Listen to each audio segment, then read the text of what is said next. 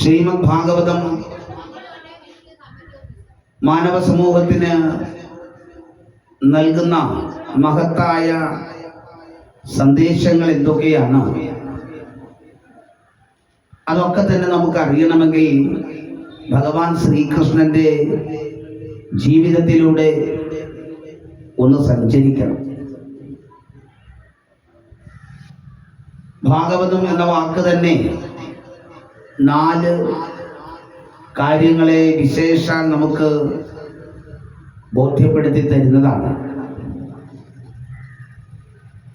ഭാ ഗ വ തം ഇങ്ങനെ 4 അക്ഷരങ്ങൾ അതിലുണ്ട്.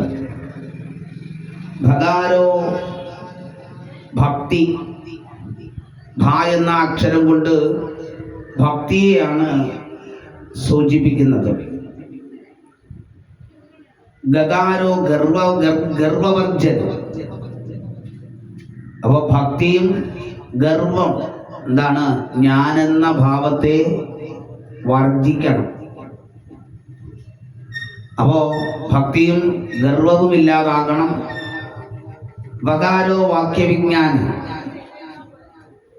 വാ എന്ന അക്ഷരം കൊണ്ട് ഉദ്ദേശിക്കുന്നത് ഇതിലെ ഓരോ വാക്യങ്ങളും വാക്കുകളും വാചകങ്ങളും ഒക്കെ വളരെ വിജ്ഞാനപ്രദമാണ്. ആ വിജ്ഞാനത്തോടു കൂടി അതിനെ അറിയുമ്പോൾ ഓരോ വ്യക്തിയിലും ജ്ഞാനം സർവദാ ഉണ്ടാകും.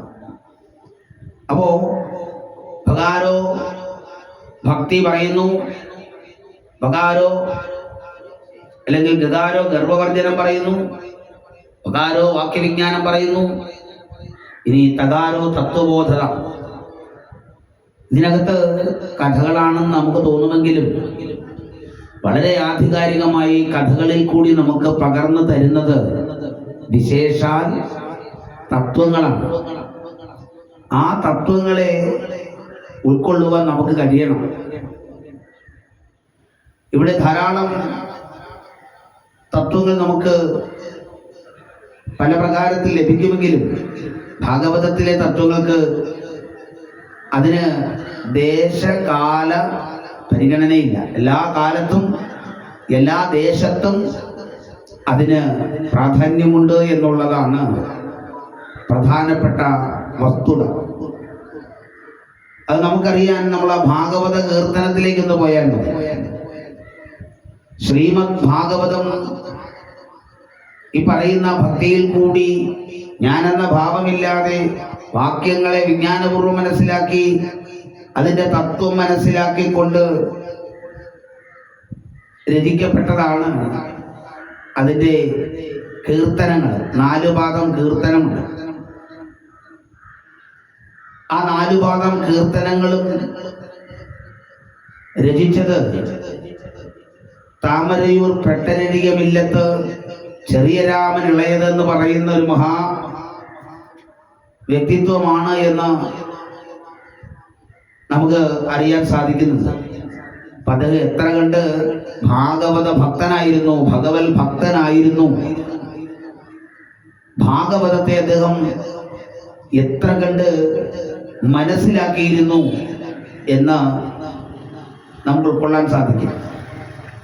അപ്പൊ അതിലെ 1-ാമത്തെ പാദം തന്നെ ഭാഗവത പാരായണം എഴുത്തച്ഛൻ്റെ കിളിപ്പാട്ടാണ് പാരായണം ചെയ്യുന്നതെങ്കിൽ അത് തുടങ്ങുന്നതിന് മുമ്പ് കീർത്തനം ചൊല്ലും. എല്ലാവരും കേട്ടിട്ടുണ്ട് ആ കീർത്തനം, അല്ലേ?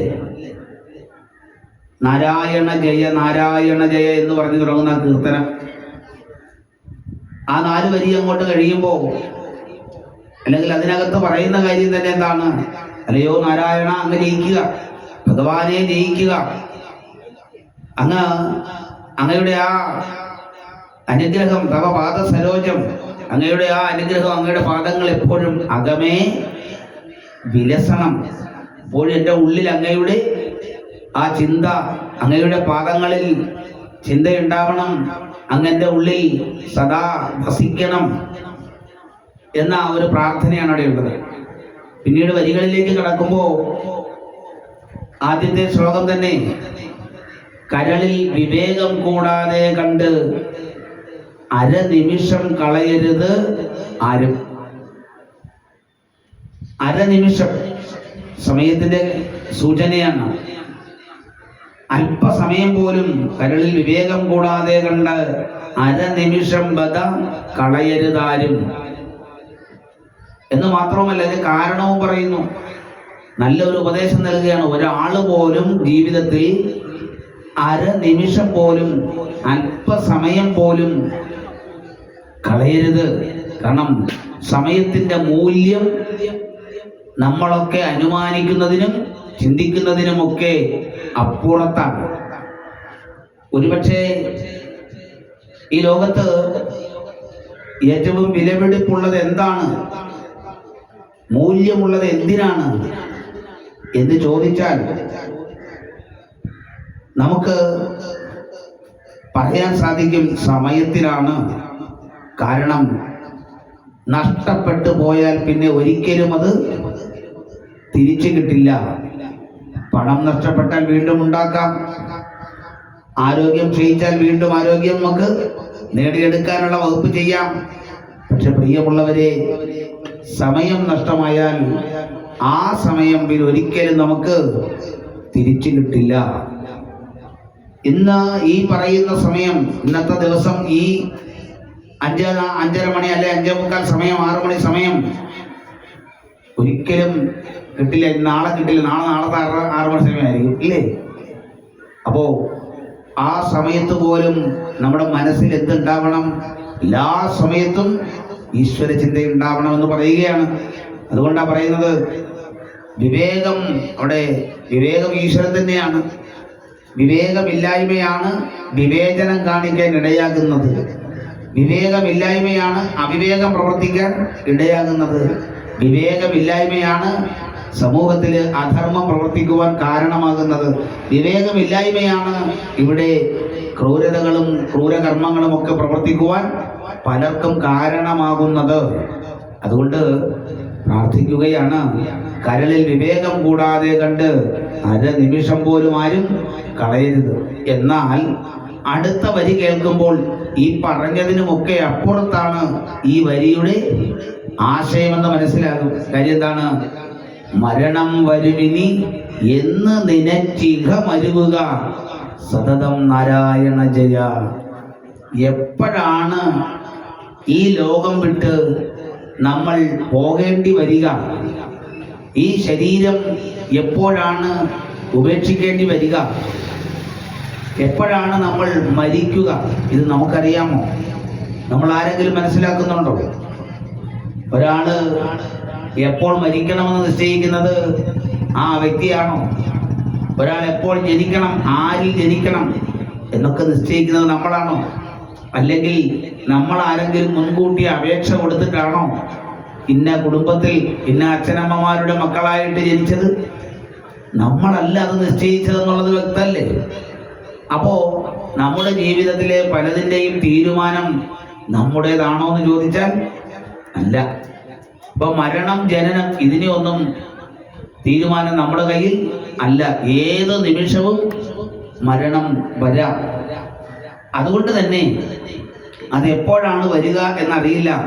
പലർക്കും ഒരു ധാരണയുള്ളത് ഈ ഈശ്വര വിചാരമൊക്കെ വയസ്സായി മരിക്കാൻ തുടങ്ങുന്ന മരണമൊക്കെ അടുക്കാറാവുമ്പോൾ ദൈവത്തെ വിളിച്ചാൽ പോരെ എന്നാണ് പലരുടെയും ഒരു ധാരണ. അവിടെ ആ ധാരണയ്ക്ക് ഒരു തിരുത്തു വരുത്തുകയാണ്. കാരണം നീ എപ്പോൾ മരിക്കുമെന്ന് നിനക്ക് അറിയില്ല. അപ്പോൾ എപ്പോ മരിച്ചാലും, ഈ ശരീരം എപ്പോ ഉപേക്ഷിക്കേണ്ടി വന്നാലും ആ സമയത്തും നമ്മളിൽ ഈശ്വര ചിന്ത ഉണ്ടാവണം. അങ്ങനെ ഉണ്ടാകണമെങ്കിൽ എന്ത് വേണം? എപ്പോഴും നമ്മുടെ ഉള്ളിൽ ഈശ്വര ചിന്ത നിലനിൽക്കണം. അപ്പൊ മനസ്സിലായി കാണുമല്ലോ, കരളിൽ വിവേകം കൂടാതെ കണ്ട അരനിമിഷം പോലും ഈശ്വര ചിന്തയില്ലാതെ അരനിമിഷം പോലും ആരും കളയരുത് എന്ന സൂചിപ്പിക്കുന്നത് അവിടം കൊണ്ടാണ്. അല്ലെങ്കിൽ ഇപ്പൊ നമുക്കറിയാം, ഈ മനുഷ്യന്റെ പുനർജന്മ സിദ്ധാന്തമുണ്ട്, ജനന മരണ പ്രഹേളികയുണ്ട്. എന്താണ് ജനന മരണ പ്രഹേളിക? അതൊരു വല്ലാത്ത അപരിഹാര്യമായ ഒരു കാര്യമാണ്. ജനിക്കുന്നു, മരിക്കുന്നു, മരിക്കുന്നു, ജനിക്കുന്നു. എന്നാ ചോദിക്കും, ഇത് എന്താ തെളിവെന്നൊക്കെ ചോദിക്കുന്ന ആളുകളുണ്ട്. തീർച്ചയായിട്ടും പ്രകൃതി തന്നെ അതിന് വിവിധ തെളിവുകൾ നമുക്ക് നൽകുന്നുണ്ട്. അപ്പൊ ഇവിടെ ആ മരണം ഉറപ്പാണ് എന്നുള്ളത് സത്യമാണ്. ഇനി മരണം എന്താണെന്ന് ചോദിച്ചാൽ ആത്മാവോടുകൂടി ഒരാൾ ഇല്ലാതാകുന്നു എന്നതല്ല. അതിന് ഭാഗവതത്തിൽ കൂടി സഞ്ചരിച്ച് ഭാഗവതത്തിലെ 11-ാമത്തെ സ്കന്ധത്തിൽ എത്തുമ്പോൾ ഭഗവാൻ ശ്രീകൃഷ്ണൻ ഉദ്ധവർക്ക് നൽകുന്ന ഉപദേശത്തിൽ വളരെ വിദഗ്ധമായി വിശദമായി ജനന മരണങ്ങളുടെ ഒക്കെ പ്രാധാന്യവും ചരിത്രവും വിവരിക്കുന്നുണ്ട്. അത് കുറച്ചുകൂടി നമുക്ക് മനസ്സിലാക്കി പഠിക്കുവാൻ തക്ക രീതിയിൽ പ്രത്യേകമായ ഒരു പുസ്തകം തന്നെ ഉണ്ടായിട്ടുണ്ട്. അതാണ് ശ്രീമദ് ഭഗവത്ഗീത. അതിൽ പറയുന്നുണ്ട്, ഈ മരണം എന്നൊക്കെ പറയണത് എന്താണെന്ന് പറയുന്നു.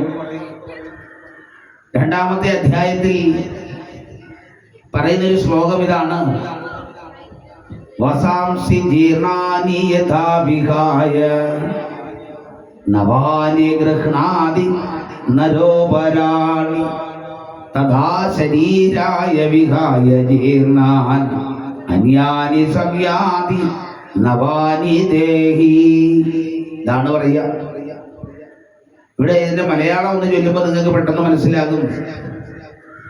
വസ്ത്രം പഴയതുപേക്ഷിച്ചിട്ട് പുത്തൻ ധരിപ്പതുപോലെയത്രേ ജീർണിച്ച ദേഹം ത്യജിച്ചു ദേഹി തൂർണം ധരിക്കുന്നു വേറെ ദേഹം. ഇത്രേ ഉള്ളൂ. ആത്മാവിന്റെ അവസ്ഥ പറയുമ്പോൾ ആത്മാവിനെ ആർക്കും വധിക്കാൻ സാധിക്കില്ല.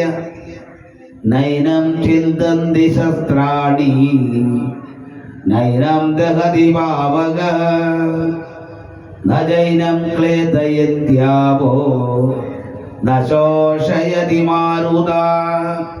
ആത്മാവിനെ ആയുധം കൊണ്ട് മുറിപ്പെടുത്താനോ ഇല്ലാതാക്കാനോ കഴിയില്ല. ചിന്തന്തി ശസ്ത്രാണി നൈനം ദഹതി പാവക. അഗ്നിയിൽ ദഹിച്ചു പോകുന്നതുമല്ല ആത്മാവ്.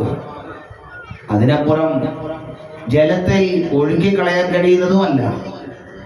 കാറ്റത്ത് ഉണക്കാനും സാധിക്കണതല്ല. അപ്പോൾ ഈ അവസ്ഥയ്ക്കൊക്കെ അതീതമാണ് നമ്മുടെ ആത്മാവ്. അതാണ് എല്ലാ അവസ്ഥകൾക്കും അതീതമായി നിൽക്കാൻ കഴിയുന്ന ഒരേ ഒരു ശക്തിയേ ഉള്ളൂ. അതിൻ്റെ പേരാണ് ഈശ്വരൻ. നമ്മളതിനെ ഈശ്വരൻ എന്ന് വിളിക്കുന്നു. അപ്പോൾ ഈ ആത്മാവ് ഈ ഈശ്വരന്റെ അംശമാണ്. ഓരോ മനുഷ്യരിലും ഓരോ ജീവജാലങ്ങളിലും ഭഗവാൻ എപ്രകാരം പ്രവർത്തിക്കുന്നു എന്ന് ചോദിച്ചാൽ അതിനുള്ള വ്യക്തമായ ഉത്തരമാണ് എല്ലാ മനുഷ്യരിലും ജീവജാലങ്ങളിലും ഈശ്വരൻ ആത്മഭാവത്തിൽ പ്രവർത്തിക്കുന്നു. ഭഗവത്ഗീതയിൽ 10-ാമത്തെ അധ്യായത്തിൽ ചെല്ലുമ്പോൾ കേൾക്കാൻ സാധിക്കും, ബീജം മാം സർവഭൂതാന. എല്ലാ ജീവജാലങ്ങളുടെയും ബീജം, അതിന് മൂലകാരണം ആരാണ്? ഭഗവാനാണ്, ഈശ്വരനാണ്. അതിനെ പലരും പല പേരുകളിൽ വിളിക്കും. രാമായണത്തിൽ പറയുന്നത് ഒരു കാര്യം ശ്രദ്ധിക്കേണ്ടതുണ്ട്. നാമരൂപാദികൾക്കല്ല ഗുണഗണ ഭേദമെന്നത്രേ ബുധമതം. ഏതെങ്കിലും ഒരു പേര് കൊണ്ടോ അളക്കാൻ കഴിയുന്ന ഒന്നല്ല ഈശ്വരീയ സാന്നിധ്യം. അപ്പോ നമ്മുടെ ഉള്ളിലുള്ള ഈ ആത്മഭാവത്തെ സത്വഗുണ പ്രധാനമാക്കി ശ്രേഷ്ഠമാക്കി നിലനിർത്തി മുന്നോട്ട് കൊണ്ടുപോകാൻ കഴിയുമ്പോഴാണ് ശരിക്കും നമ്മളൊക്കെ ജനിച്ചതും ജീവിച്ചതും ഫലവത്തായി മാറുന്നത്. ദേവി ഭാഗവതത്തിൽ പറയുന്നൊരു കാര്യമുണ്ട്. ഇന്നത്തെ കാലത്തിന് ഏറ്റവും പ്രധാനപ്പെട്ട കാര്യമാണ്. ഈ യാഥാർത്ഥ്യങ്ങളൊന്നും മനസ്സിലാക്കാതെ, ഈ സത്യങ്ങളെ ഒന്നും ഉൾക്കൊള്ളാതെ ലഭിച്ച ജീവിതം കേവലം ആസ്വദിച്ചു തീർക്കണം. ഇതിൻ്റെതാണ് നന്മ പ്രവർത്തിക്കാനൊന്നും അല്ല, കുറെ ആസ്വദിക്കുക, അതാണ് ജീവിതമെന്ന് തെറ്റിദ്ധരിച്ച ഒരു തലമുറയിൽ കൂടിയാണ് നമ്മളിപ്പോ കടന്നു പോകുന്നത്. ദേവി ഭാഗവതത്തിൽ പറയുന്നുണ്ട്, തിന്നും കുടിച്ചും ക്രീഡിച്ചും നാൾ കഴിക്കുന്നു ജീവികൾ. ഇന്നത്തെ കാലം ഇത് തന്നെയല്ലേ സംഭവിക്കുന്നത്. കുറെ തിന്ന, കുറെ കുടിക്കുക, കുറെ സുഖിക്കുക, ഇത് മാത്രമാണ് ജീവിതമെന്ന് ധരിച്ച് ജീവിച്ച് വശായി പോകുന്നവരാണ് നമ്മളിൽ അധികവും. അപ്പൊ അതുകൊണ്ട് കൃത്യമായി നമ്മളോട് പറയുന്നു, സർവസമയത്തും ഒരു ഈശ്വരചിന്ത ഉണ്ടായാൽ തെറ്റായ കാര്യങ്ങളിലേക്ക് പോകാൻ നമുക്ക് കഴിയില്ല എന്ന വസ്തുത. അതാണ് ഭാഗവത കീർത്തനത്തിൽ ആദ്യം നമുക്ക് തരുന്നൊരു സന്ദേശം. അതുകൊണ്ട് അരനിമിഷം പോലും ഹൃദയത്തിൽ നിന്നും ഭഗവത് ചിന്തയെ മാറ്റി നിർത്തരുത്. കരളിൽ വിവേകം കൂടാതെ കണ്ട് അരനിമിഷം വധ കളയരുത് ആരും. കാരണം മരണം വരുമിനി എന്നു നനച്ച് ഇഹ ഇവിടെ മരുവുക സതതം എപ്പോഴും നാരായണ ജയ. ഇനി അടുത്ത ശ്ലോകം കൂടി പറയുമ്പോഴാണ് കുറച്ചുകൂടി നമുക്ക് മനസ്സിലാവുക. എന്താണ് പറയുക? കാണുന്നു ചിലർ പലതും ഉപായം. എന്തിനാ? മരിക്കാതിരിക്കാൻ എന്തെങ്കിലും ഉപായമുണ്ടോ എന്ന് അന്വേഷിക്കുന്നവരാണ് നമ്മൾ, ഇല്ലേ? കാണുന്നു ചിലർ പലതും ഉപായം, കാണുന്നില്ല. പക്ഷെ ഒരു ഉപായവും ഫലിക്കില്ല. കാരണം എന്താണ്? കാണുന്നില്ല മരിക്കുമിതെന്നും എന്നായാലും ഈ ശരീരം ഉപേക്ഷിച്ചേ മതിയാവൂ. നേരത്തെ പറഞ്ഞില്ലേ, വസ്ത്രം പഴകിയാൽ അത് ഉപേക്ഷിച്ചിട്ട് പുതിയൊരു വസ്ത്രം നമ്മൾ സ്വീകരിക്കുന്നത് പോലെ ആത്മാവ് ഈ ശരീരത്തിൽ ഇരുന്ന് പ്രവർത്തിക്കുകയും അതിൻ്റെ കാലം കഴിയുമ്പോൾ ഈ ശരീരം ജീർണിച്ചു കഴിയുമ്പോൾ ആ ശരീരം ഉപേക്ഷിച്ചിട്ട് പുതിയൊരു ശരീരം സ്വീകരിക്കുകയും ചെയ്യും. ആത്മാവിനത് കേവലം ഒരു ഉടുപ്പ് മാറുന്ന ലാഘവത്തിൽ നടക്കുന്ന കാര്യമാണ്. ഇതാണ് ജനനവും മരണവും. അപ്പൊ ഇവിടെ ഉടുപ്പ് മാറുമ്പോൾ, മാറുന്ന ഉടുപ്പ് പുതിയതെടുക്കുമ്പോൾ അത് എപ്രകാരമുള്ളതായിരിക്കണം എന്ന് നിശ്ചയിക്കുന്നത് പഴയ ഉടുപ്പിൽ ഇരുന്നു കൊണ്ട് ആത്മഭാവം അനുവർത്തിച്ച കർമ്മങ്ങളാണ്, സൽഗുണങ്ങളാണ്. അപ്പൊ അവിടെ നല്ല ജീവിതം നയിക്കണം. പുരാണങ്ങളെല്ലാം പഠിക്കുമ്പോഴും അതിലവസാനം കൊണ്ടുവയ്ക്കുന്ന രണ്ട് തത്വമുണ്ട്. സനാതനധർമ്മം ആധികാരികമായി ലോകത്തോട് വിശദമാക്കുന്ന പ്രധാനപ്പെട്ട രണ്ട് തത്വമാണ്. അത് നമ്മൾ അറിഞ്ഞിരിക്കണം. 18 പുരാണവും ഉപപുരാണങ്ങളും 6 ശാസ്ത്രങ്ങളും 4 വേദങ്ങളും ഒക്കെ നിങ്ങൾ പഠിച്ചു കഴിഞ്ഞാലും സാധാരണ നിലയിൽ നമ്മളോട് സംവദിക്കുമ്പോൾ പറയും, 2 വരികളിൽ അത് ഒതുക്കും. ഏതൊക്കെയാണ്? പരോപകാരമേ പുണ്യം, പാപമേ പരപീഡനം. എന്താണ് പുണ്യം? മറ്റുള്ളവർക്ക് ഉപകാരം ചെയ്യുന്നത്, സഹായിക്കുന്നത് പുണ്യം. മറ്റുള്ളവരെ ഉപദ്രവിക്കുന്നത്, അവർക്ക് തടസ്സങ്ങൾ ഉണ്ടാക്കുന്നത് പാപം. അപ്പൊ ഇവിടെ പറഞ്ഞു തന്നു കഴിഞ്ഞു പുണ്യവും പാപവും എന്താണെന്ന്. അപ്പൊ അതുകൊണ്ട് അത് അറിഞ്ഞ് നീ ഈ ജന്മം നിർവഹിച്ചാൽ വരുന്ന ജന്മം ശ്രേഷ്ഠമായ അവസ്ഥയിൽ ജ്ഞാനിയായി, അറിവുള്ളവനായി, സമൂഹത്തിന് കൂടുതൽ സേവനം ചെയ്യുവാൻ തക്ക പാകത്തിലുള്ള അവസ്ഥയോടുകൂടി നിനക്ക് ജനിക്കാൻ സാധിക്കും. ആ ഒരു അവസ്ഥയെ നമുക്ക് കാണിച്ചു തരുന്നതാണ് ശ്രീമദ് ഭാഗവതത്തിലെ 5-ാമത്തെ സ്കന്ധത്തിൽ ഭരതൻ എന്ന് പറയുന്ന ഒരു രാജാവിൻ്റെ കഥാസന്ദർഭം. അപ്പൊ ഇങ്ങനെ പലതും നമ്മൾ ഒരുപാട് പറഞ്ഞല്ലോ. ഭാഗവതം താത്വികമാണ്. അതിൽ കഥകൾ പറയുന്നെങ്കിലും കഥകളിൽ കൂടി നമുക്ക് പകർന്നു തരുന്നത് ശുദ്ധമായ തത്വമാണ് എന്ന് തിരിച്ചറിയുകയാണ് വേണ്ടത്. അതുകൊണ്ട് മനുഷ്യർ എത്ര കണ്ട് ഉപായങ്ങൾ കണ്ടെത്തിയാലും മരണമെന്നത് യാഥാർത്ഥ്യമാണ്. സത്യത്തിൽ മനുഷ്യൻ എന്തിനാ ജനിച്ചെന്ന് ചോദിച്ചാൽ മരിക്കാൻ വേണ്ടിയാ, അല്ലേ? മരിക്കാൻ വേണ്ടി തിരിച്ചവരാ നമ്മളല്ലാതെ ഇവിടെ നിരന്തരം സ്ഥിരമായി ഇരിക്കാമെന്നൊരു വ്യവസ്ഥയും ഇല്ല. അപ്പൊ അതുകൊണ്ട് ഇവിടെ പറയുന്നു, ചില ആളുകള് മരണം വരാതിരിക്കുവാൻ പല പദ്ധതികൾ കാണും. പക്ഷേ എത്ര കണ്ടെന്ന് പറഞ്ഞാലും മരണം അതുണ്ടാവുക തന്നെ ചെയ്യും. ജനനമുണ്ടോ മരണവും ഉണ്ടാകും. അതിന് ഭഗവാൻ ഭഗവത്ഗീതയിൽ പറയുന്നുണ്ടൊരു നിയമം പറയുകയാണ്. ജാതസ്യ ഹി ധ്രുവോ മൃത്യുർ ധ്രുവം ജന്മമൃതസ്യ ച തസ്മാത് അപരിഹാര്യാർത്ഥം നത്വം ശോചിതുമർഹസി. എന്താ പറയാ? ജനിച്ചാൽ മരിക്കും. ജാതസ്യ ഹി ധ്രുവോ മൃത്യു ധ്രുവം ജന്മമൃതസ്യ ച. ജനിച്ചാൽ മരണം ഉറപ്പാണ്, മരിച്ചാൽ ജനന ഉറപ്പാണ്. ഇത് അപരിഹാര്യമായ, പരിഹരിക്കാൻ കഴിയാത്ത ഒരു തത്വമാണ്. എന്നാൽ ഒരിക്കലും അവസാനിക്കില്ലേ? അവിടെയാണ് നമുക്കെല്ലാം അറിയാം, ഒരു മഴത്തുള്ളി അങ്ങ് പർവ്വതത്തിന്റെ മുകളിൽ പതിച്ചാൽ അതിന്റെ ലക്ഷ്യം എന്താണ്? അങ്ങ് കടലിൽ എത്തുക എന്നുള്ളതാണ്. ആ മഴത്തുള്ളി വീണ്ടും ഉണ്ടാവുന്നത് എങ്ങനെയാണ്? അത് കടലിൽ എത്തിയിട്ട് വേണം വീണ്ടും അത് നീരാവിയായി അന്തരീക്ഷത്തിലെത്തി, വീണ്ടും മേഘമായി, അത് മഴയായി പെയ്തിറങ്ങി, വീണ്ടും എവിടേക്കാ പോണത്? സമുദ്രത്തിലേക്ക്. ഇങ്ങനെ ഏവം പ്രവർത്തിതം ചക്രം എന്നാണ് പറയാ. ഓരോ ഇത് ചക്രമാണ്, ഇങ്ങനെ കറങ്ങിക്കൊണ്ടിരിക്കും. ഈ കറക്കം അവസാനിക്കണമെങ്കിൽ എന്താ ചെയ്യാ?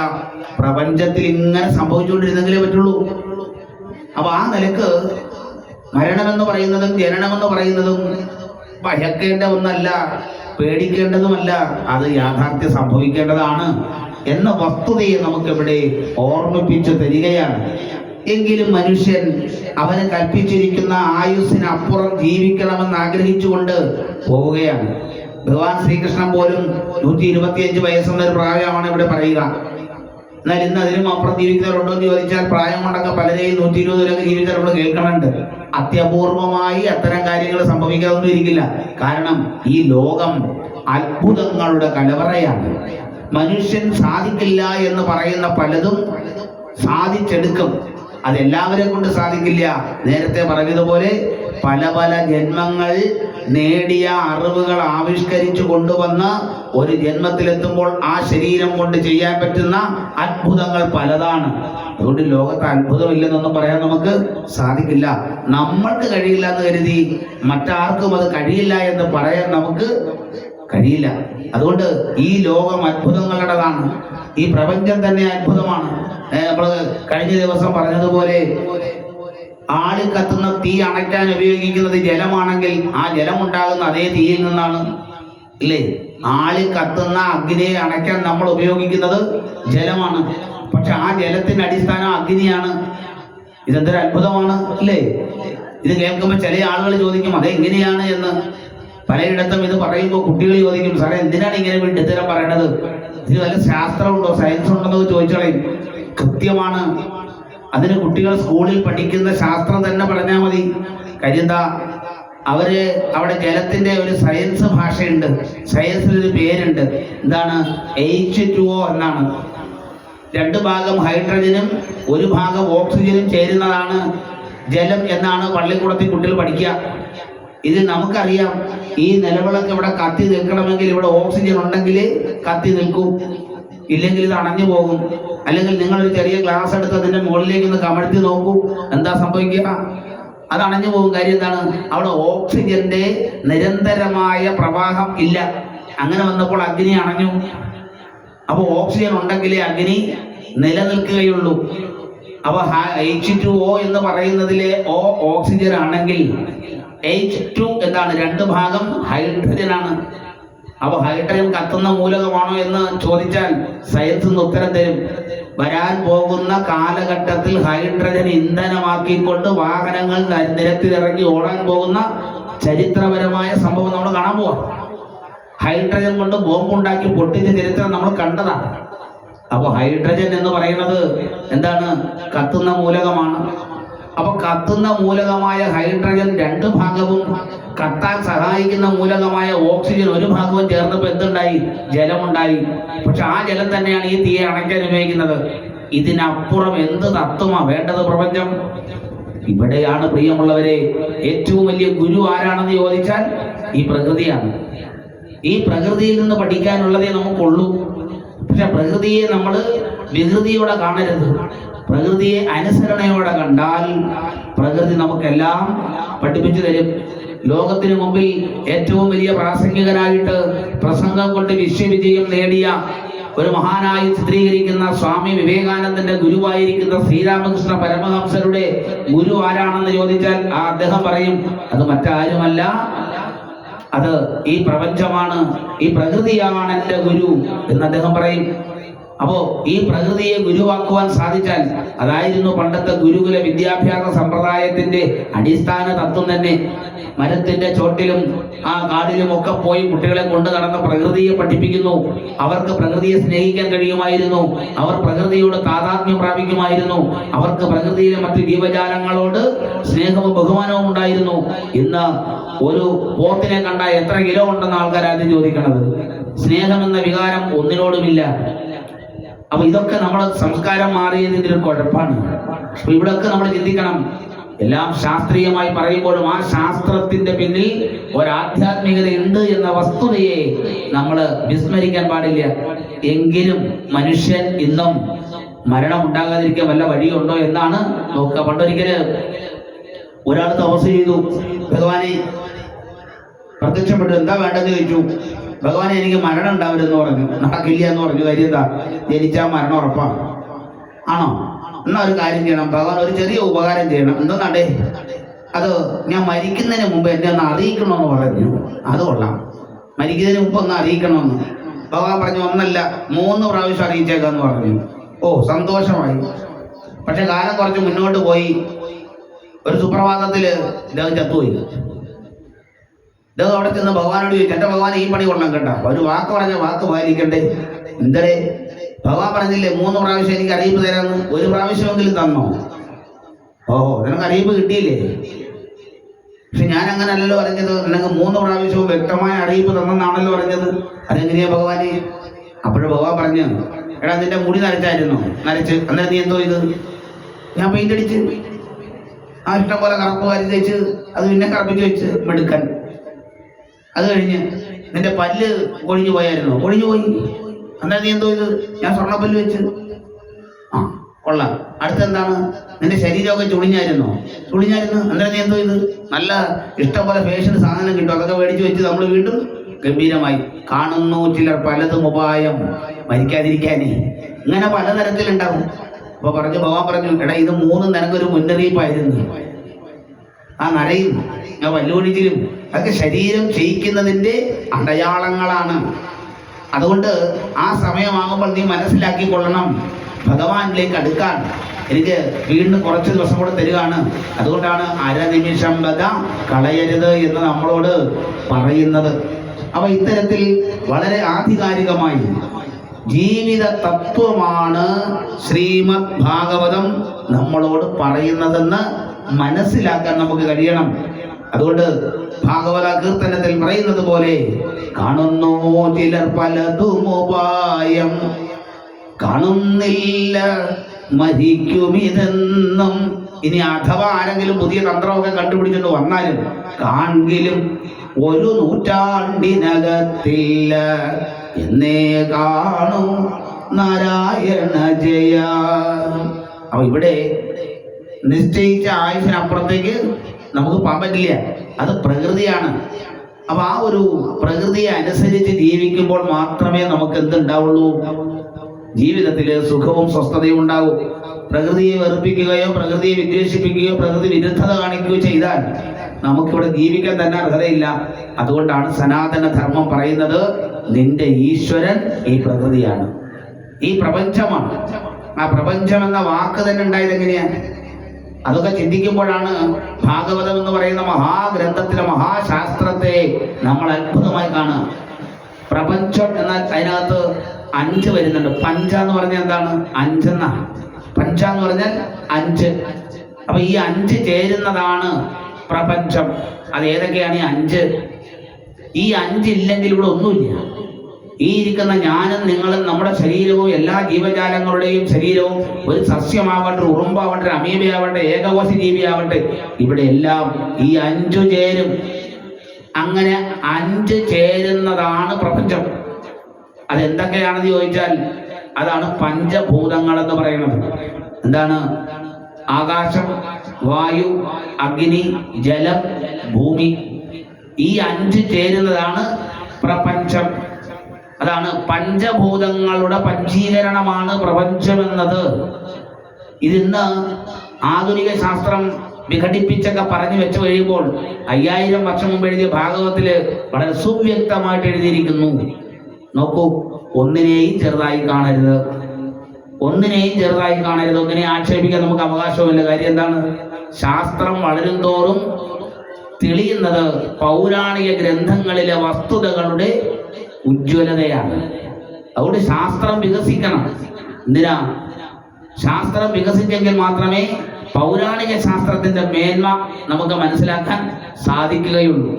ഓരോ കണ്ടുപിടുത്തങ്ങൾ വരുമ്പോഴും നമ്മൾ അത്ഭുതത്തോടെ പറയും, ഓ എന്തൊരു അത്ഭുതം, എന്തൊരു അത്ഭുതം എന്ന് പറയും.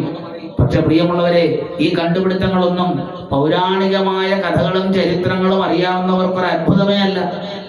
കാരണം എന്താണ്? ഈ പറയുന്നതൊക്കെ ഈ പൗരാണിക ഗ്രന്ഥത്തിൽ ഒരു തരത്തിൽ അല്ലെങ്കിൽ മറ്റൊരു തരത്തിൽ സൂചിപ്പിച്ചിരിക്കുന്നു എന്നുള്ളതാണ് വസ്തുത. ഈ പഞ്ചഭൂതങ്ങളുടെ ചരിത്രം തന്നെ, ആകാശത്തിൽ നിന്ന് വായു, വായുവിൽ നിന്ന് അഗ്നി, അഗ്നിയിൽ നിന്ന് ജലം, ജലത്തിലാണ് ഭൂമി. നിഷേധിക്കാൻ പറ്റുമോ? ഭാഗവതം പണ്ടേ 5000 വർഷം മുമ്പ് എഴുതിയ ഭാഗവതമാണ് പറയുന്നു. ഇനി അതിനപ്പുറം പോയാൽ ലോകത്തില് എടുത്ത് പരിശോധിച്ചാൽ മനസ്സിലാക്കുന്ന കാര്യം എന്താണ്? 5 ചോദ്യങ്ങൾക്ക് ഉത്തരം കിട്ടിയാൽ നമ്മൾക്ക് നമ്മുടെ മൂല്യം മനസ്സിലാവും. അതിൽ ഒന്നാമത്തെ ചോദ്യം എന്താണ്? ഒന്ന്, ലോകത്തിൽ ഏറ്റവും പഴക്കമുള്ള ഗ്രന്ഥം ഏതാണ്? ആ ചോദ്യത്തിന്റെ ഉത്തരം എന്താണ്?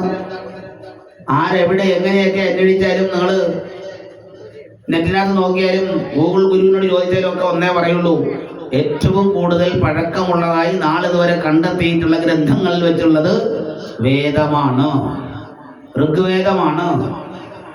ഏറ്റവും പഴക്കമുള്ള ഗ്രന്ഥമാണ്. അത് കഴിഞ്ഞാൽ അടുത്ത ചോദ്യം നമുക്ക് വരാം, ലോകത്തിൽ ഏറ്റവും വലിപ്പമുള്ള ഗ്രന്ഥം ഏതാണ്? എവിടെ തിരഞ്ഞാലും എങ്ങനെ തേടിയാലും ഒറ്റ ഉത്തരമേ ഉള്ളൂ, അത് മഹാഭാരതമാണ്. ലോകത്തിൽ ഏറ്റവും പഴക്കമുള്ള ഗ്രന്ഥം വേദവും ലോകത്തിൽ ഏറ്റവും വലിപ്പമുള്ള ഗ്രന്ഥം മഹാഭാരതവുമാണ്. ഇതിഹാസമാണ്, ഭാരതത്തിന്റെ ഇതിഹാസമാണ്.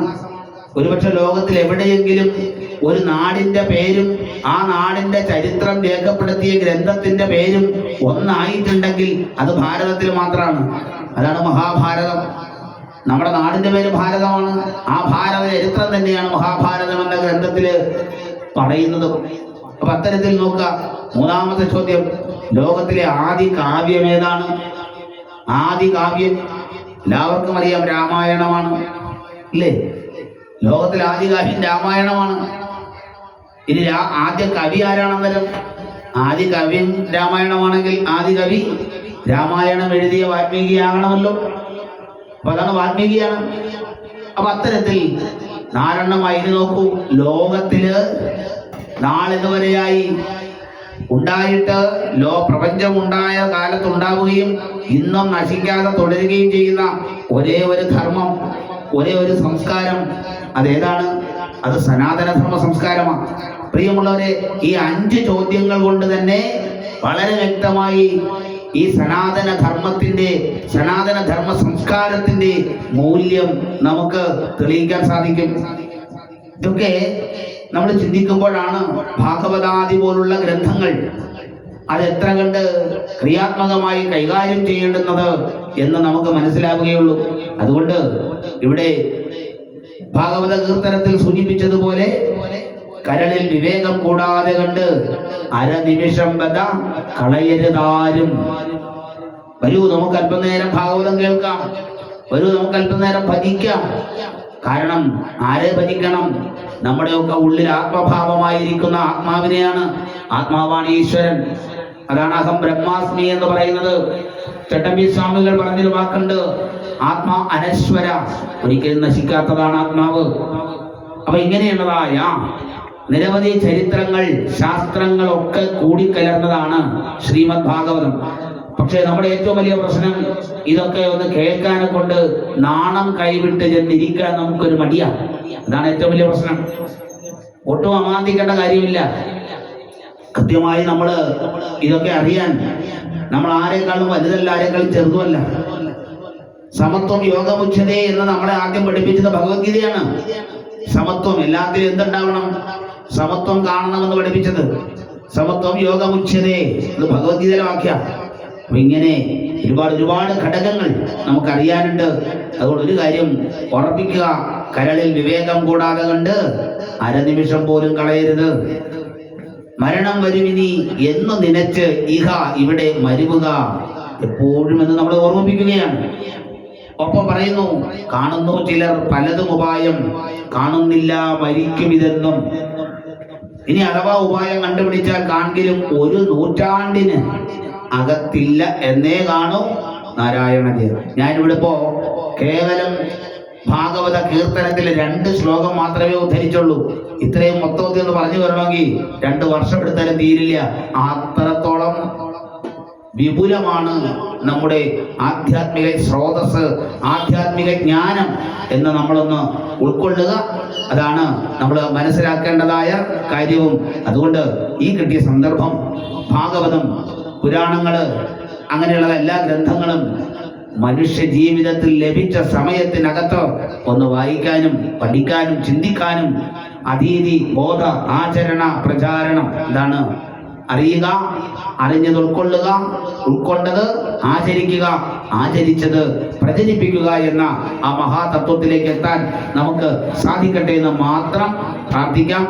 ഓം നമോ ഭഗവതേ.